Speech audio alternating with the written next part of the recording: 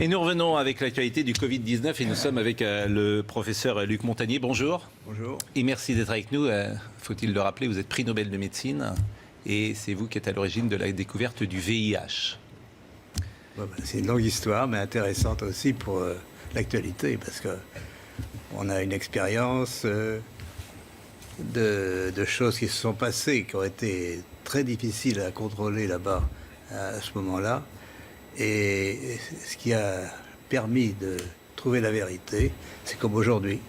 Alors ce qui m'intéresse ce matin, c'est que vous travaillez en ce moment sur le virus. Je travaille, mais pas forcément au labo, puisque on travaille sur ordinateur avec un collègue, et puis c'est tout. On n'a pas d'expérience, on peut dire, mais l'expérience vient de la maladie elle-même, de toutes les mesures qui sont faites actuellement dans les laboratoires sur les patients. Et vous êtes arrivé à certaines conclusions. Alors, nous sommes arrivés à la conclusion qu'effectivement, il y avait eu une manipulation au sujet de ce virus. C'est-à-dire ? Eh bien, qu'une partie, je ne dis pas le total, n'est-ce pas, mais il y a un modèle qui est évidemment le virus classique. Et là, c'était un modèle surtout venant de la chauve-souris. Mais à ce modèle, on a par-dessus ajouté des séquences, notamment du VIH, le virus du sida. Mais quand vous dites « on a ajouté », qui a ajouté ? Moi, je ne sais pas. Mais c'est pas naturel, c'est ce que vous voulez dire ? Non, ce n'est pas naturel. C'était un travail de professionnel, un travail de biologiste moléculaire. C'est un travail très minutieux. On peut dire d'horloger, on peut dire au niveau des séquences. Mais dans quel but ? Dans quel but, ça n'est pas clair. Moi, j'expose, si vous voulez, mon travail, c'est d'exposer les faits, c'est tout. Je n'accuse personne, je ne sais pas qui a fait ça et pourquoi. La possibilité, c'est peut-être que ils ont voulu faire, on ne sait pas, on a voulu faire un vaccin contre le sida. Donc on a pris des petites séquences du virus et on les a installées dans la séquence plus grande du coronavirus. Alors je suis pas sûr de comprendre tout ce que vous dites. C'est-à-dire que dans ce virus, il y a une part de VIH ? Voilà, c'est ça. Le matériel génétique du virus, c'est un long ruban d'ARN, n'est-ce pas ? Comme de l'ADN, mais c'est de l'ARN. Et dans ce long ruban, à une certaine place, on a fixé des séquences petites de VIH. Mais ces séquences petites ne sont pas petites pour ne rien vouloir dire. Elles ont la possibilité de modifier, par exemple, ce qu'on appelle des sites antigéniques. C'est-à-dire, si on veut faire un vaccin, on peut très bien modifier la protéine qui est exposée pour le vaccin par une petite séquence venant d'un autre virus. Mais vous êtes certain de ça? Parce qu'on a dit que le bruit a couru, que c'était d'une origine humaine, finalement. Et ça a été ensuite réfuté par la plupart des autorités scientifiques, quand même. Il y a quand même une volonté d'étouffement, si vous voulez. Les travaux, nous ne sommes pas les premiers. Un groupe de chercheurs indiens, très, très renommés, avait publié la même chose. On les a forcés à rétracter. Et on les a forcés comment? C'est-à-dire, c'est annulé. Il y a, si vous regardez leur publication, vous avez une grande bande annulée parce que... Mais ce que vous dites là, la plupart des scientifiques disent le contraire, hein, quand même. Hein. De moins en moins. De moins en moins. Si vous voulez, ceci est arrivé au début de cette année et on voit de plus en plus de travaux qui suggèrent. Mais moi, je suis, on peut dire, hors d'âge. Je suis prix Nobel et je peux travailler librement. J'ai donc aucune pression sur moi qui peut agir. Ce que vous dites, je fais le lien avec ce qu'a dit le président Emmanuel Macron, qui évidemment a un devoir de réserve infiniment plus important que vous, par définition.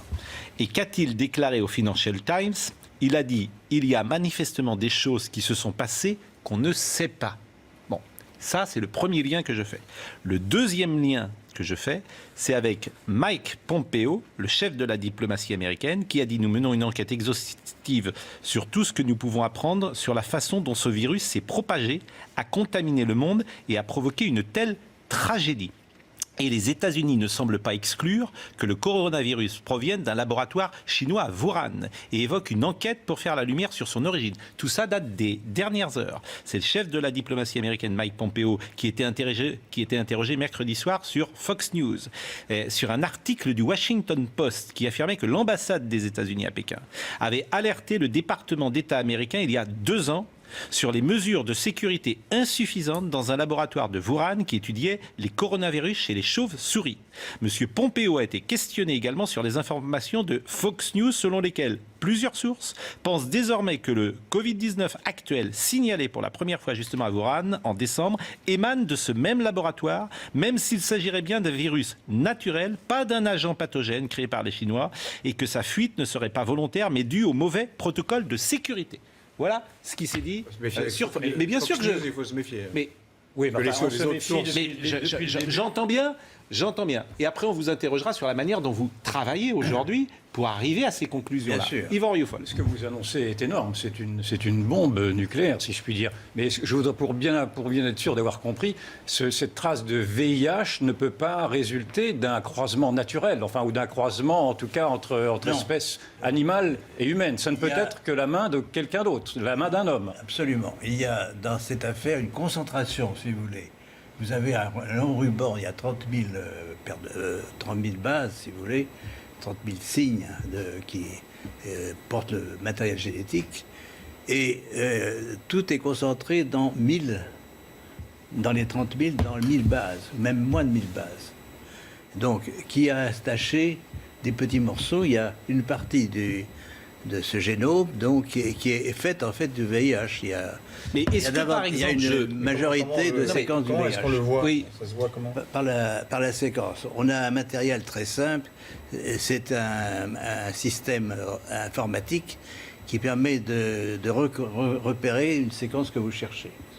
Non, mais si je dis, par exemple, pour que les choses soient claires, si je dis du VIH dans le Covid, est-ce que c'est exact ce que je dis là ? C'est exact, mais ça ne veut pas dire qu'il y a assez de VIH pour faire une grande protéine de VIH. Il y a assez de matériel pour modifier ce qu'on appelle un site antigénique, c'est-à-dire modifier un peu la protéine du coronavirus pour la faire reconnaître par le système immunitaire comme VIH. Mais les conséquences sur le VIH, qui est une maladie extrêmement grave et avec les conséquences que l'on sait, les conséquences pour ceux... Et alors là, moi, je fais très attention forcément à ce que je dis, parce que je pense à ceux qui ont eu le Covid-19. Et vous pouvez évaluer aujourd'hui les conséquences. Il serait intéressant de regarder, de voir s'il y a des anticorps produits chez ces patients contre le VIH, contre une protéine du VIH. Ça serait intéressant à faire. Et est-ce que, à votre connaissance, est-ce que vous savez si le professeur Raoult, qui est donc un des spécialistes mondiaux de cette affaire-là, a eu également ce traçage en vue, a diagnostiqué, si je puis dire, cette trace de VIH, et est-ce qu'il y a des médicaments qui peuvent y remédier ? Non, mais il y a eu des médicaments antiviraux, antirétroviraux contre le VIH qui ont eu un certain effet, mais enfin pas aussi bien que l'hydroxychloroquine. Donc ça a été abandonné maintenant. Et permettez une autre question. Tous les soupçons se tournent en effet vers la Chine. Et le président de la République a repris cette thèse, disant en tout cas que la Chine avait menti sur la gravité de l'épidémie, en tout cas au début, dès le mois de janvier. Mais est-ce que vous ciblez également la Chine et un laboratoire chinois dans le fait que cette sorte de terrorisme se serait produit ? Parce qu'en fait, là, on est dans un autre monde. On est dans le monde du terrorisme bactériologique. Pas terroriste, parce que ce serait pour créer un vaccin. C'est accidentel, c'est pas du terrorisme. Oui, voilà. Là, non, attendez, est-ce que ce serait accidentel ? Non, j'ai compris que c'était volontaire et non pas accidentel. Oui, mais vous avez dit un vaccin. Non, mais vous avez dit vous-même que c'était une volonté que d'avoir à associer deux. Oui, mais pas à des fins pas pour tuer les gens, si on peut dire. D'accord. Ça serait, j'ai bien compris, c'était pour créer un vaccin. Probablement, c'est pour faire contre le VIH. Pour faire, si vous voulez, seuls les gens qui ont fait ça pourront dire un jour la vérité, totalement. Mais alors, pardonnez-moi, mais ce que vous dites là, pardonnez-moi, mais ça a été attesté par d'autres Médecins, chercheurs, scientifiques, laboratoires, etc. Il y a plusieurs groupes qui ont fait la même chose, mais l'ont fait en, disons, un peu en catimini, enfin sans trop faire de bruit. Mais il y a plusieurs groupes, oui, ça circule, si vous Mais voulez. pardonnez-moi, parce que je pose toujours des questions. On fabrique ça en laboratoire. On veut fabriquer un vaccin contre le VIH. Bon, comment après ce vaccin il sort? Quoi, ce virus il sort? Comment il sort du laboratoire? Il est produit par le laboratoire. À ce moment-là, c'est ce qu'on appelle un recombinant. Ce virus est produit par le laboratoire chinois qui l'a trouvé ou bien d'autres laboratoires. Oui, mais comment dire, ils prennent des gens pour le tester. Comment il sort? Bien sûr, alors si on parle d'un... Là, c'est un autre sujet, c'est un vaccin contre le coronavirus. Non, mais je veux savoir comment il sort du laboratoire. Comment de la fabrication d'un vaccin contre le VIH, on arrive à une pandémie mondiale? C'est ce lien-là que je ne saisis pas. Parce qu'ils ont fait une construction donc, qui est un virus corona, un ARN de virus corona, et dans une petite partie de ce ruban, vous avez les séquences VIH, de telle façon qu'elles soient exposées, bien sûr, au système immunitaire. Donc la prédiction, c'est qu'effectivement, il y a des anticorps contre le VIH chez des patients infectés par le coronavirus. Ceci, on ne peut pas le démontrer. Oui, mais vous ne me dites pas comment il sort. C'est parce qu'on prend des patients et on va tenter de tester ce vaccin qu'on est en train d'élaborer et qu'après, il se diffuse comme ça. C'est ça que je ne saisis pas. Là, ça va prendre beaucoup de... On parle d'un vaccin en général à partir d'un coronavirus. Ça va prendre beaucoup de temps, effectivement. Il faut montrer d'abord des expériences chez les animaux, chez les souris. Oui, mais j'ai l'impression que et ensuite, j'ai l'impression que je me fais mal comprendre, en fait. Fabrication du vaccin dans le laboratoire. Fabrication. Nous sommes d'accord. Vous nous dites, effectivement, on cherche... le vaccin... vaccin contre le... Non, vaccin VIH, c'est comme ça. Le vaccin doit être atténué. C'est-à-dire, on peut soit traiter les mais j'entends bien, mais comment ça sort du laboratoire? Pourquoi les gens sont-ils infectés après? Parce qu'on le teste. Et je répète, enfin, c'est ce qui se dit un peu partout, c'est qu'il y a eu une fuite. La construction virale s'est échappée du laboratoire de Wuhan. Mais une fuite, ça veut dire quoi? Comment elle peut s'échapper? C'est ça, une fuite. C'est quoi une fuite? Elle peut s'échapper volontairement ou involontairement? Involontairement. Non, involontairement, mais comment? Ben, par quelqu'un qui a sans doute Quelqu'un été qui manipule vacciné, ce virus sans prendre trop de précautions. Non, mais je vous pose des questions puisque je suis tout à fait béotien dans ce domaine. Donc bon. C'est une supposition. D'accord. Et la manière dont vous travaillez aujourd'hui, vous semblez avoir des certitudes. Donc Alors, où vous travaillez aujourd'hui? Oui, on travaille sur les séquences. C'est pas ce qui est fondamental, c'est les séquences. Et je peux revenir un petit peu en arrière puisque l'histoire du sida se répète à ce moment. Enfin, de l'origine du virus du sida se répète un peu aujourd'hui. Alors à l'époque, il y avait plusieurs laboratoires qui travaillaient sur le virus, dont le mien, à l'Institut Pasteur. Il y avait un laboratoire américain dirigé par le professeur Gallo, n'est-ce pas? Et il s'est démontré par les séquences que le virus que j'avais envoyé au docteur Gallo a été rebaptisé par un autre nom, mais c'était le même virus. Pourquoi le même virus? Parce que les séquences étaient identiques. Et il faut bien voir que les virus, c'est des agents qui varient tout le temps, n'est-ce pas? Et surtout les virus avec de l'ARN, il y a toujours des mutations. Je vais y revenir parce que c'est très important pour l'explication de l'épidémie aujourd'hui. Mais donc, à l'époque, on a eu la démonstration, l'Institut Pasteur a démontré que la séquence qui était celle du virus isolé à l'Institut Pasteur et celle du virus américain était la même, absolument la même, caractère par caractère. Donc là, on a déjà, si vous voulez, la biologie moléculaire, par les séquences, peut dire si un virus est identique à un autre ou non. D'accord? Et donc, si vous avez une séquence étrangère dans le coronavirus, aujourd'hui, eh bien, vous la détectez facilement par ce qu'on appelle la bioinformatique, n'est-ce pas?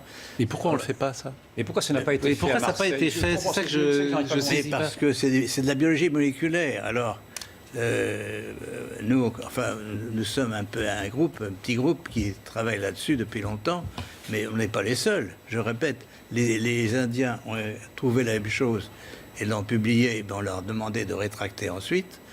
Mais quand vous dites c'est c'est mystérieux, qui ont ça. C'est qui ont. Qui demande à rétracter, qui a demandé aux Indiens de se c'est rétracter? l'éditeur de la revue. C'est l'éditeur de la revue. D'accord. Mais Oui, l'éditeur peut-être de qu'il la revue. considérait que c'était Non mais pas- pourquoi quelqu'un, En fait, ce que vous nous dites paraît simple, c'est-à-dire que comme il y a plusieurs séquences, hein, si j'ai bien compris, il y a plusieurs séquences dans ce virus. Par définition, ces séquences ont artificiellement été mises en place dans ce virus. On est toujours d'accord, et que ça se voit pour n'importe quel virologue va le voir immédiatement. Alors, Bon, si ça vous paraît voulez- simple. Donc pourquoi personne ne dit attention, ce virus, il n'est pas naturel. Il y a quelque chose qui a été fabriqué. Il y a quelque chose d'artificiel là-dedans. Et pourquoi personne ne le dit? Alors, il y a une réponse a été mauvaise dit un là-dessus, c'est que ces séquences sont courtes. Et certains disent, elles sont trop courtes, c'est le hasard, etc., etc. Ah, donc il y a une polémique sur la question. Il y a alors. une polémique sur la question. D'accord. Mais on répond tout de suite, parce que ces longueurs sont quand même des longueurs qui portent une information génétique. Contrairement à ce qui est dit, que c'est le hasard, c'est pas vrai. Et qu'est-ce qu'on appelle précisément une séquence pour un virus? Alors, une séquence, c'est la séquence des nucléotides, n'est-ce pas? Il y a 4 nucléotides différents. Ça, je suis pas beaucoup avancé. Un peu perdu là. Je suis pas beaucoup. Vous savez qu'on est tous- Je suis pas on est beaucoup tous codés, On avancé. est tous codés. Oui, non, mais si je comprends Oui. bien, il y a Alors ça. une discussion sur l'analyse de cette séquence, parce qu'il y a des gens Mais qui là, disent j'ai répondu à c'est ça. le hasard. C'est ça? J'ai répondu, c'est pas le hasard. Le hasard. Vous dites c'est pas le hasard, mais bon. Non, mais vous dites le contraire, mais il y a ce d'autres que qui vous disent êtes que c'est en le fait, hasard. ce que vous êtes en Non, train il y a de dire sur d'autres plateaux, effectivement, je reprends l'expression d'Yvan, c'est une bombe. Pourquoi? Parce que vous n'êtes pas n'importe qui. Vous êtes prix Nobel de médecine et vous êtes celui qui a découvert le VIH. Donc votre voix, elle porte. Forcément, et il va avoir des conséquences de ce que nous sommes en train de dire là. Le Bien professeur sûr, je Delfrécy, prends par mes exemple, responsabilités, j'ai pensé qu'il fallait effectivement que j'en parle une fois qu'on a été sûr. Si vous voulez, on a. et vous êtes sûr Et depuis professeur- combien de temps? Pourquoi n'en parlez-vous pas au professeur Delfrécy? Pourquoi n'en parlez-vous pas au professeur Raoult? Pourquoi ne vous Ah, mais renseignez je suis prêt à en parler. Mais pourquoi ne l'avez-vous pas fait dès à présent? C'est ça que je n'arrive pas non plus à comprendre. Si, c'est-à-dire qu'il y a un processus qui prend du temps. On a envoyé bien sûr des publications. Il y a déjà une publication hein, D'accord. dans une revue indienne, parce que je le répète, il y a une pression Cette énorme. publication indienne, elle date de quand? Elle date de quelques semaines. Quelques semaines. Oui. Et vous dites qu'il y a une pression énorme. Il y a une pression énorme pour que tout ce qui est elle vient sur d'où, l'origine cette du pression virus, c'est le blackout, n'est-ce Mais pas? pourquoi il y a C'est cette pression? la Chine, c'est la Chine posez la qui question. impose ce blackout? C'est la Chine, c'est le gouvernement chinois actuellement qui veut maintenant poser sa signature, si vous voulez, sur tout ce qui est produit en Chine sur l'origine du virus. Mais il ne peut pas contrôler le monde entier, bien sûr. Donc nous sommes en dehors de la Chine. D'ailleurs, on pense que la Chine est aussi une victime dans cette affaire, par la fuite, par l'échappement du monstre qu'ils ont créé. Donc, si vous voulez, mais la mon Chine- rôle n'est pas Mais d'évaluer les la Chine a responsabilités. identifié ce qu'elle a créé. La Chine sait en fait ce qu'elle a créé. La Chine, sa version officielle, le virus vient du marché aux poissons de Wuhan. Ce qui ne serait pas vrai, donc. Voilà. Donc ce qui ne serait pas vrai. Ben non, Ouais. c'est pas. Et si vous tout à montrez fait le pensé. séquençage que vous avez fait là, à n'importe quel spécialiste, il va dire oui, effectivement. Ah oui, c'est. Ça, vous êtes sûr de ça? Ah oui, c'est pour ça. Mais que il peut maintenant, avoir une pression de l'OMS, par exemple?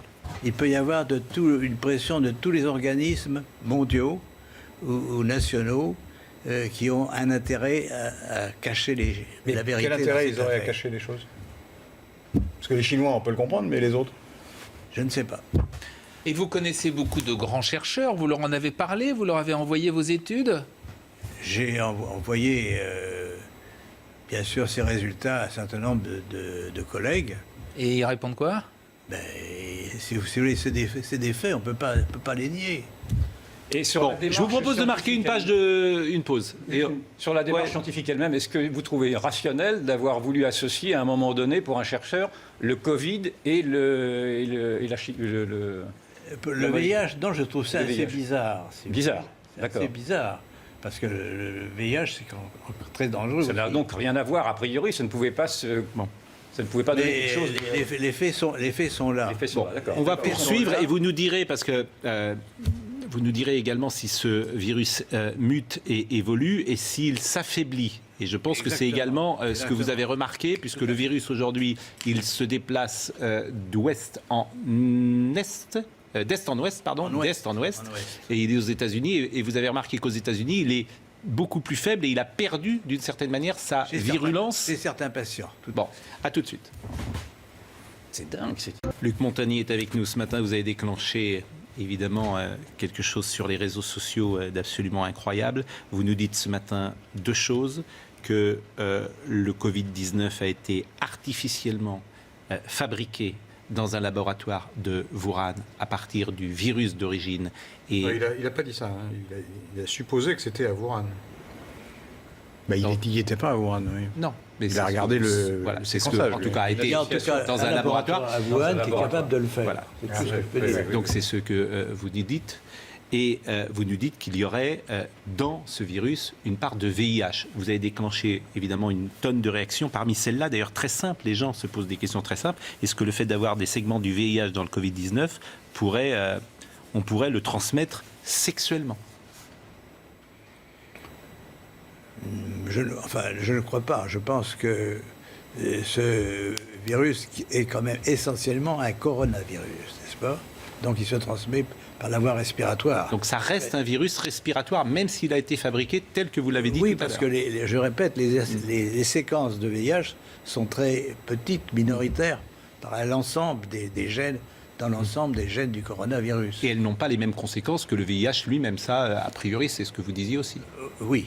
Bon. Mais peut-être avec une réserve, c'est que si on travaille sur la protéine de surface d'un virus, on peut modifier son tropisme, c'est-à-dire il va attaquer d'autres types de cellules qu'au départ.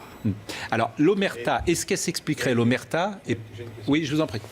Il faudrait peut-être, avant d'élaborer sur cette information, connaître la réaction des milieux scientifiques les plus officiels. Quoi. Ils vont Qu'est-ce qu'ils venir, disent. ça va venir, j'imagine. C'est la première question que je me poserais, moi. Mais par définition, à l'heure à laquelle nous parlons, Oui. ces milieux sont en train peut-être de découvrir ce que vous dites. Nous avons Parce que s'ils l'ont caché, c'est intéressant. Nous avons les faits, et je répète, il y a une publication indienne au départ, mais qui a été supprimée par la pression de l'éditeur. Alors, je vais vous poser une question. D'abord, pardonnez-moi de vous poser des questions parfois qui peuvent être jugées un peu brutales, bien évidemment. Mais Vous savez, tout ça, on s'était posé aussi d'abord. bon, et il y a aussi une part de question de béotien, mais quand vous dites qu'il y a une sorte d'omerta, est-ce que l'omerta des pays, finalement, c'est parce que tout le monde fait la même chose? C'est-à-dire que tout le monde ferait dans son coin, parfois, sans le dire, des fabrications de vaccins de cette manière-là, où on prendrait un virus et puis on injecterait une autre séquence de virus, et que finalement, tous les laboratoires du monde font la même chose, et c'est pour ça les gens ne disent rien aujourd'hui. Est-ce que c'est possible, ça? Je ne sais pas si tous les laboratoires font ça, mais enfin, tout est possible. Hein. En biologie moléculaire actuellement, on peut faire toute construction nouvelle de virus que l'on veut. Non, mais a priori, ce genre de pratique est parfaitement interdite.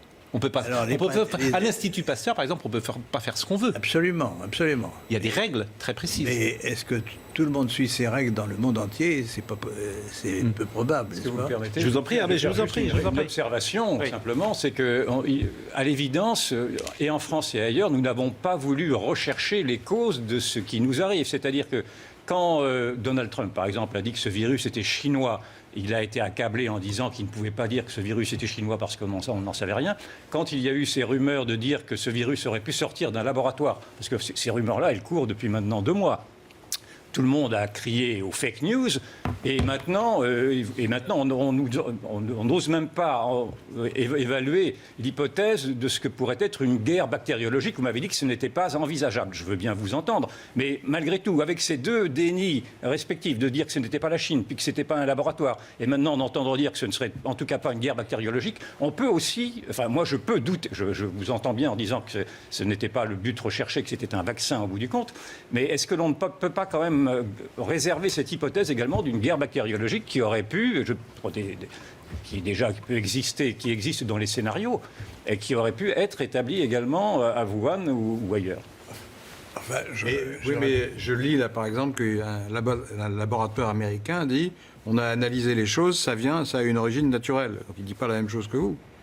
C'est un laboratoire qui a l'air assez sérieux. Sur les mots, parce que vous mettez un objet naturel dans un autre objet naturel. Ouais. Le VIH, c'est un objet naturel aussi. Ouais.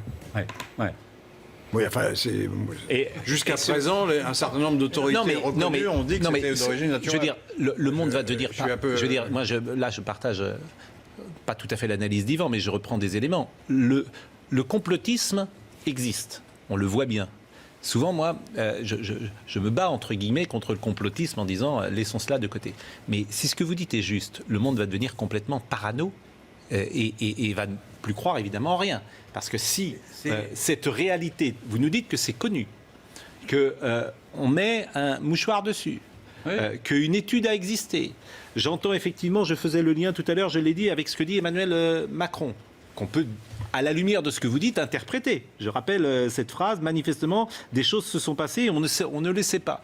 C'est une formule très douce, mais ce que dit les États-Unis, quand on vous écoute, on se dit, tiens, les États-Unis, ils sont au courant de ce que dit M. Montagnier. Bon, oui.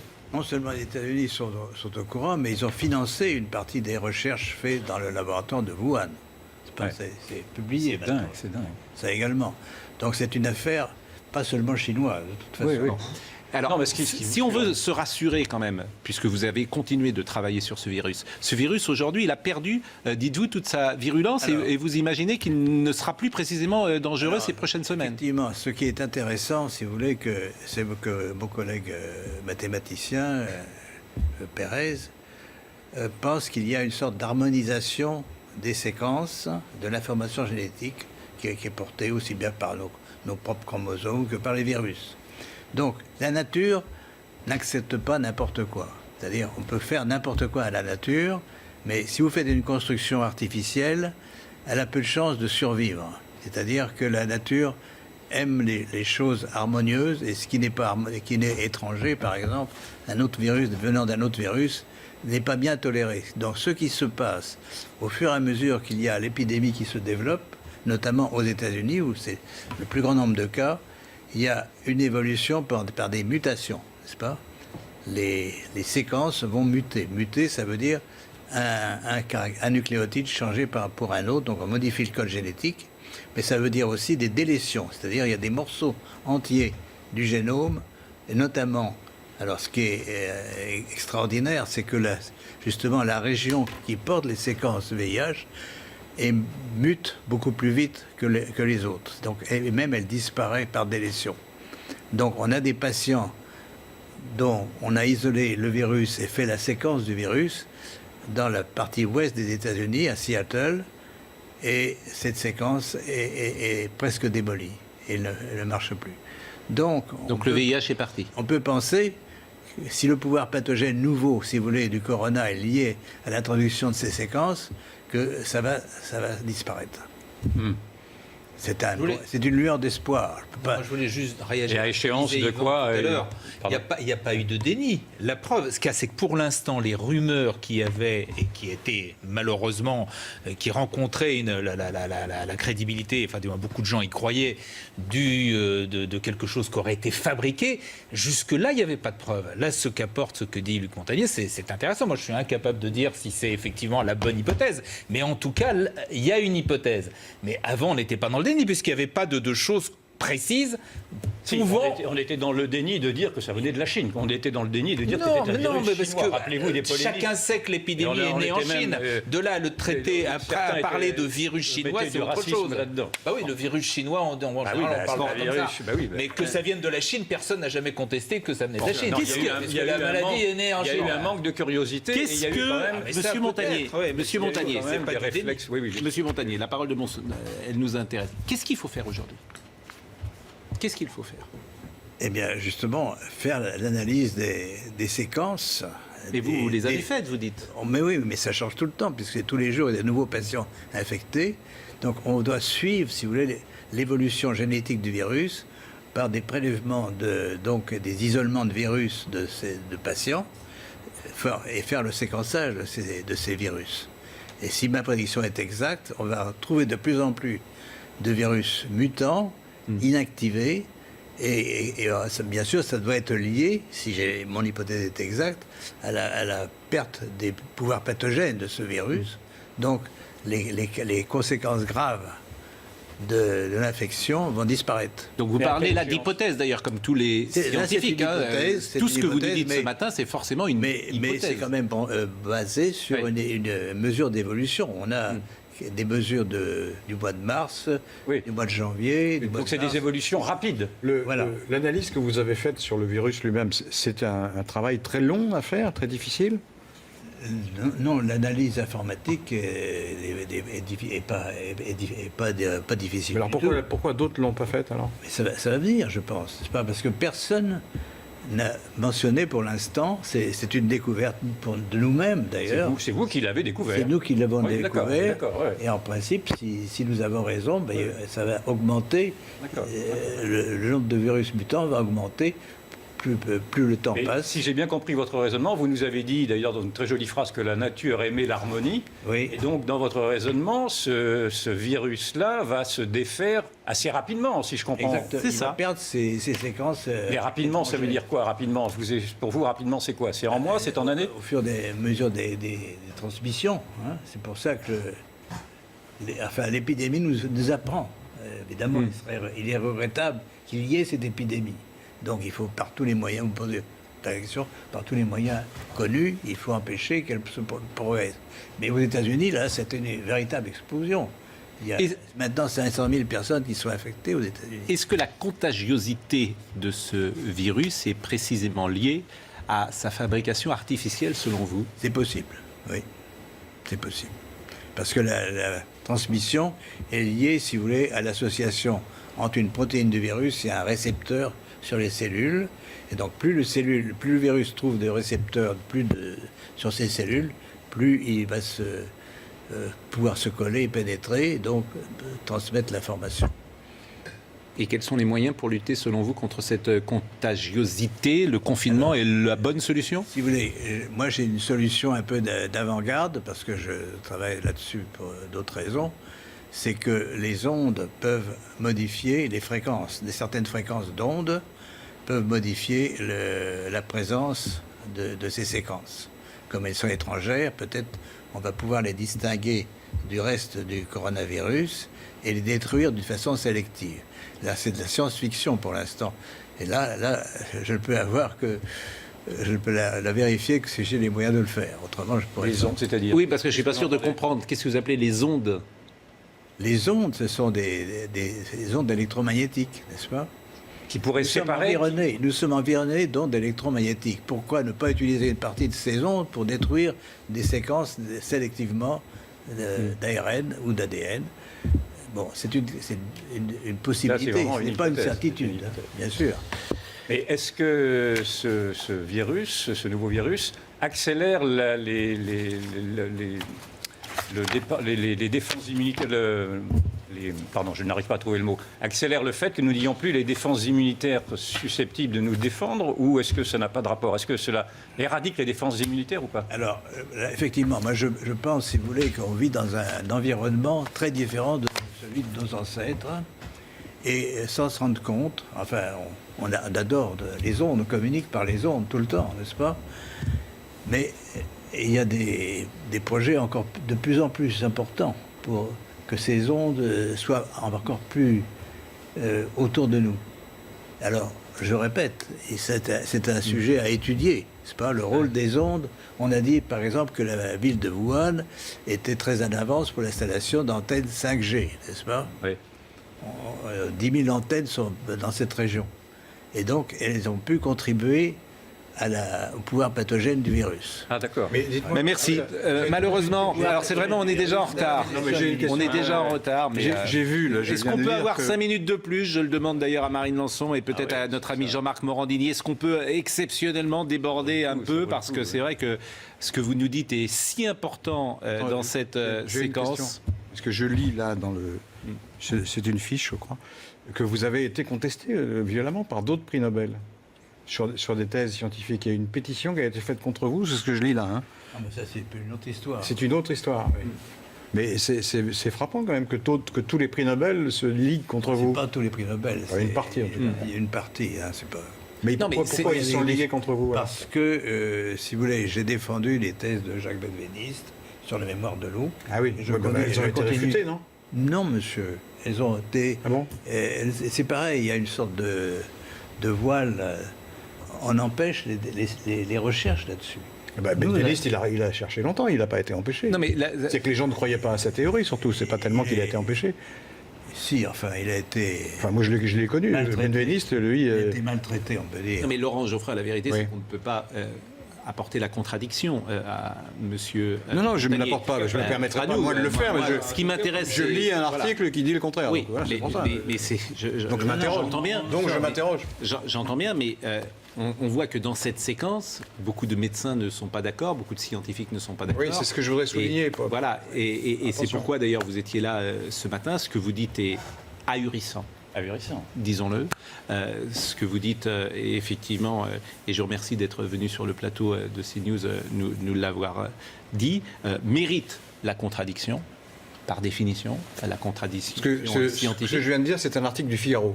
Ouais. Non, mais Je viens Non, de mais trouver ça dans le.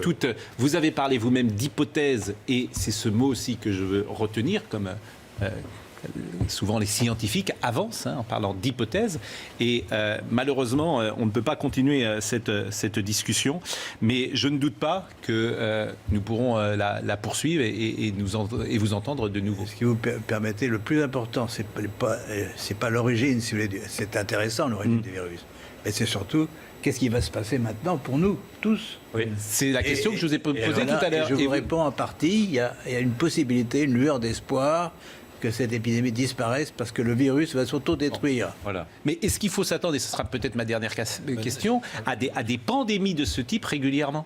Alors, il faut éviter absolument que ça se représente, ça se reproduise, c'est évident. Alors, donc, je crois que les règles, si vous voulez, éthiques des chercheurs, il faut que tout le monde les respecte. Et c'est des règles éthiques aussi pour les médecins.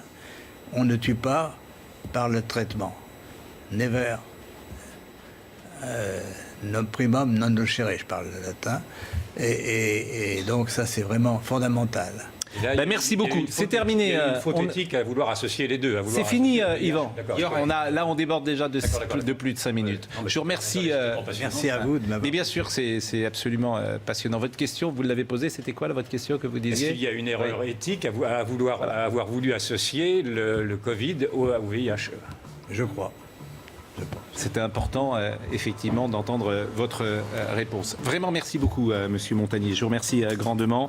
Merci à Marine Lançon. Merci à Annalisa Capellini qui était avec nous aujourd'hui. Merci à Stéphane Gallardo qui était à la réalisation, à Rémi, à Guillaume. Pardon pour ceux que nous devions recevoir dans ces dernières parties de l'émission, mais elle a été chamboulée. Merci vraiment à tous. Rendez-vous lundi. Merci, Monsieur Montagnier. Et que Jean-Marc Morandini me pardonne pour ces quelques minutes de débord.